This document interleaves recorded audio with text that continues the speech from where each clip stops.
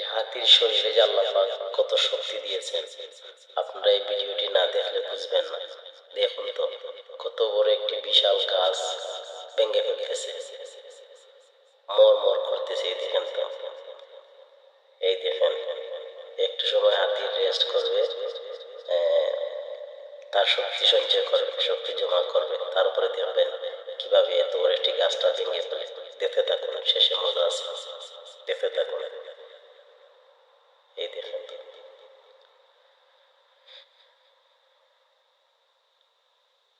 একটু পরে শুরু হবে। এই দেখেন, এই দেখেন, এই দেখেন, মর করতেছে।